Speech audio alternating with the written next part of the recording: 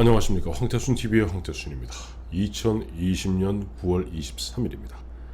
조금 전 이낙연 민주당 대표 한국방송기자클럽 토론회에서 서울시장 및 부산시장 내년 4월 7일로 예정되어 있는 보궐선거의 후보자 공천 문제를 두고 추천 문제를 두고 여론뿐만 아니고 집권 여당으로서 어떠한 것이 책임있는 처신인가 더 중요한 고민이 될 것이다. 한마디로 이야기하면 내년 서울시장, 그 다음에 부산시장 보궐선거의 후보자를 추천하겠다 라는 겁니다.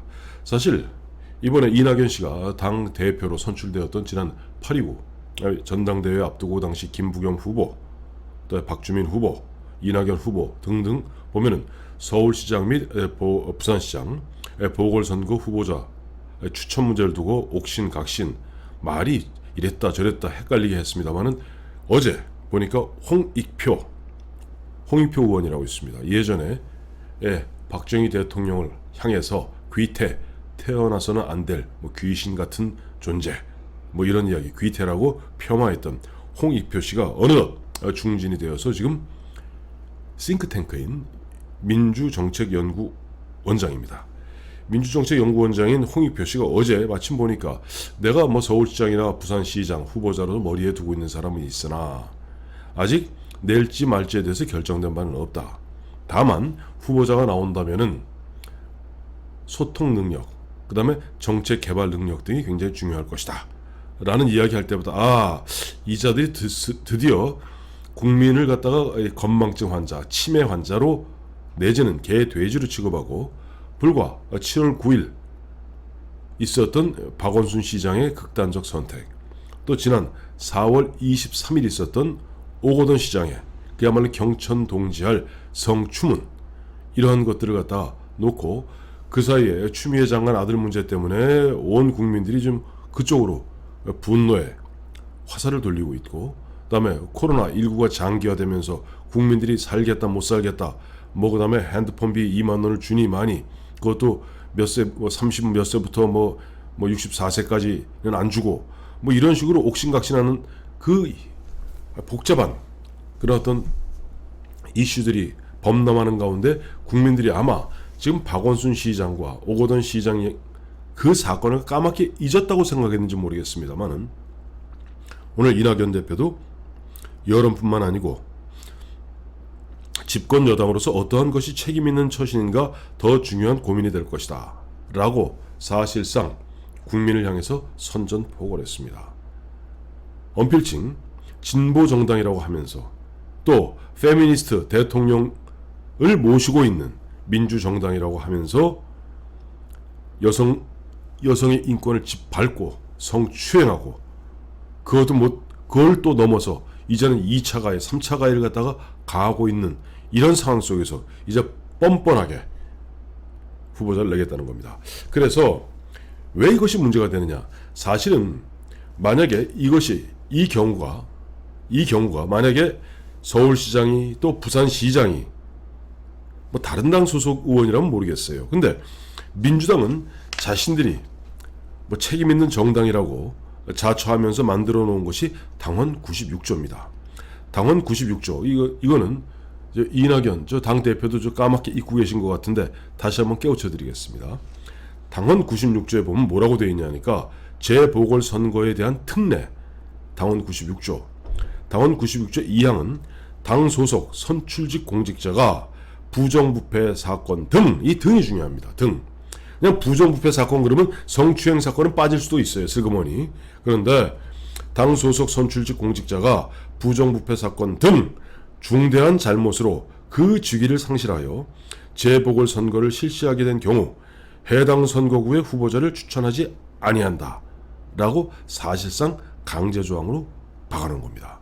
그래놓고 이제 이걸 갖다가 이제 이 당원 96조를 이제 비껴서 어떻게든지 후보를 내려 하다 보니까 한다는 이야기가 집권 여당으로서 어떠한 것이 책임있는 처신인가 더 중요한 고민이 될 것이다 하면서 자락을 깔고 있는 거죠.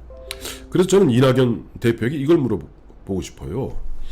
우선 박원순 시장과 오거돈 시장의 그 성추행 사건이 과연 부정부패 사건 등 중대한 잘못이 아니라고 생각하는지, 뭐 중대한 잘못이 아니라고 생각한다면 후보를 내셔도 될 것 같습니다. 그리고 만약 그러하지 아니하다면 민주당도 벼룩도 낯짝이 있는 법이죠. 최소한 당원 개정을 하십시오. 그래서 당원 96조를 삭제한 연후에 그 다음에 박원순 시장 후임 후보자를 내던 오거돈 시장 후임 후보자를 내던 결정해야 될 겁니다. 지금 이렇게 돌이켜 생각해 보면은 지금 4월 15일 이것도 사실 말이 많았죠. 그때 4.15 총선 앞두고 사실은 그 오거돈 시장한테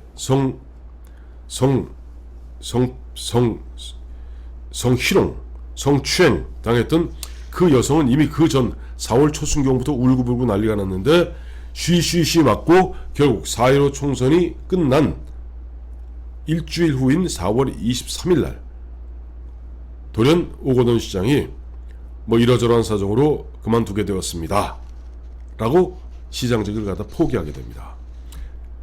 근데 돌이켜 생각해보면 만약에 그 여성이 누군가로부터 회유를 당했던 협박을 당했던 만약에 4.15 총선 이전에 그 여성이 만약에 사실을 사실대로 폭로했더라면 이번 4.15 총선 결과는 엄청나게 바뀔 수가 있었겠죠.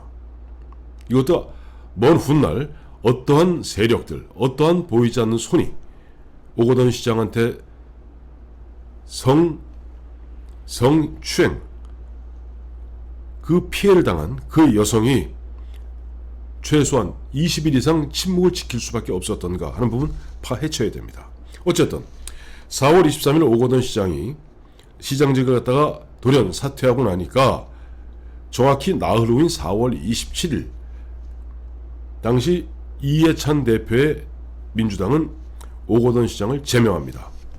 만약에 앞서 말씀드린 바와 같이 만약에 진짜 이낙연 대표가 이번 오거돈 부산시장 같은 경우 부정부패 사건 등 중대한 잘못으로 그 직위를 상실했다고 판단하지 않는다면 4월 27일 이해찬 당시 대표가 감행했던 오거돈 시장에 대한 당 제명은 잘못됐다는 거죠. 그러니까 어쨌든 간에 어떠한 경우든 지금 국민을 상대로 조삼모사하듯이 그야말로 얼굴색 하나 안 변하고 그야말로 당원을 부정하면서 또 그동안 해왔던 얘기를 부정하면서 후보자를 내겠다는 것은 참 있을 수 없는 이야기라고 생각합니다.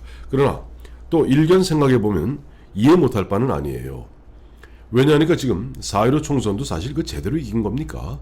물론 결과로 따지면은 이러저러한 결과로 따지면은 범여권이 190석, 당시 민주당과 민주당의 자매정당인 열린민주당 합쳐서 180석 얻었습니다. 물론 전체 득표율로 따지면은 한 41, 이 이제 보면 당시 미래통합당 한 48 정도가 민주당 이렇게 됩니다만 어쨌든 그건 그거고 의석은 그렇게 차지했죠.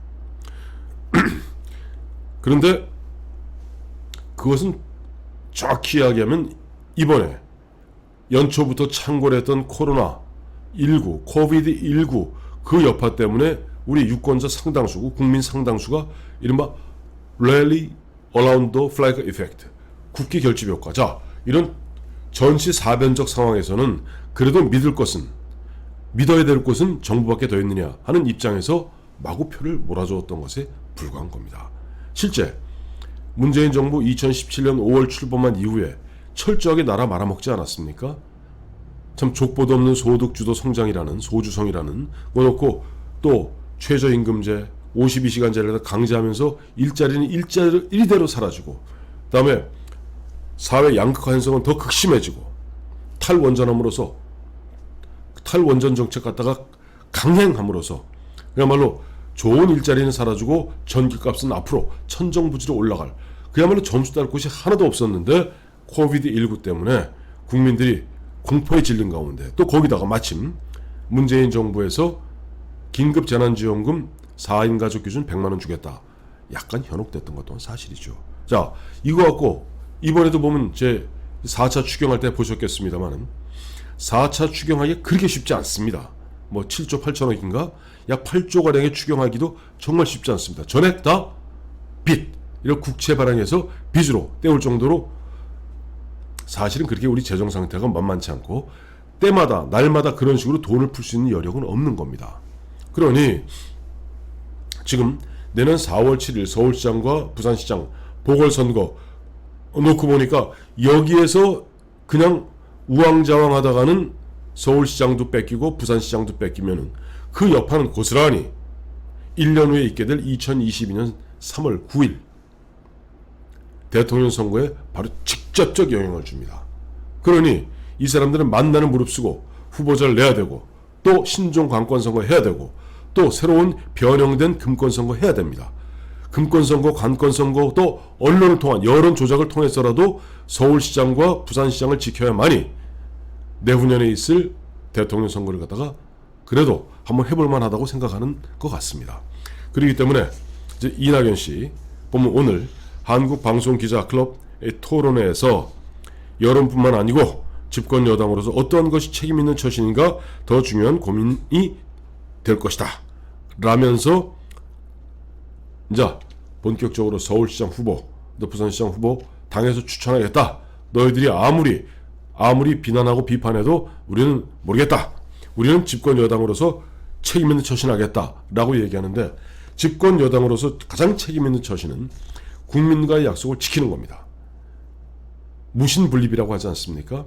국민들에게 신뢰 못 주고 그때그때 마치 고양이 눈깔 마냥 이럴 때 뻗떡 저럴 때 뻗떡 해갖고 국민들이 과연 그 당에 어떠한 믿음을 주겠습니까? 내년 서울시장 보궐선거 또 부산시장 보궐선거는 여성들이 가장 민감하게 생각하는 성추행, 성희롱, 사실상 성폭력 이로 말미암아 여성의 인권이 처절하게 짓밟힌 가운데 무책임하게 극단적 선택하고 또 무책임하게 던진 이후에 요리조리 빠져나가는 그야말로 파렴치한 그들의 행태에 대해서 그들의 행태를 갖다가 반성하고 자성하긴 고사하고 이제 버젓이 후보자를 내겠다고 이제 군부를 떼고 본격적 애드벌론을 띄우는 민주당에 대해서 준연한 국민의 심판이 있게 될 바로 그런 4.7 보궐선거가 되어야 할 것입니다.